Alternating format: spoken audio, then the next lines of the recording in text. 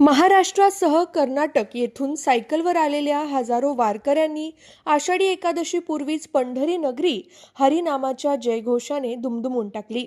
चंद्रभागेचं स्नान, नामदेव पायरीचं दर्शन आणि रिंगण सोहळा पूर्ण करून या सायकलिस्टनी आपली वारी पोहोचती केली.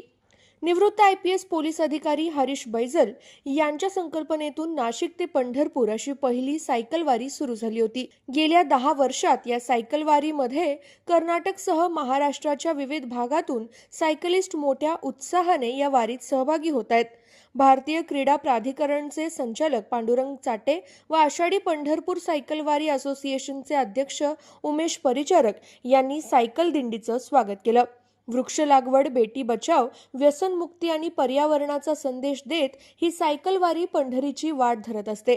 इंडिया या राष्ट्रीय कार्यक्रमांतर्गत या दिंडीमध्ये सायकल सारख्या व्यायामाचे महत्त्व पटवून देण्यात आले. जीवनशैलीबाबत जागरूकता निर्माण करणे हा या उपक्रमाचा प्रमुख उद्देश होता. सायकलिंग हा आरोग्यदायी, पर्यावरणपूरक व किफायतशीर वाहतुकीचा पर्याय असून नियमित सायकल वापरामुळे शारीरिक तंदुरुस्ती राखण्यास मदत होते, असा संदेश यावेळी देण्यात आला. राज्यातील कानाकोपऱ्यातून आलेल्या सायकल स्वारांमुळे आज पंढरी नगरी वेगळ्याच आध्यात्मिक वातावरणात सामावून गेलेली पाहायला मिळाली.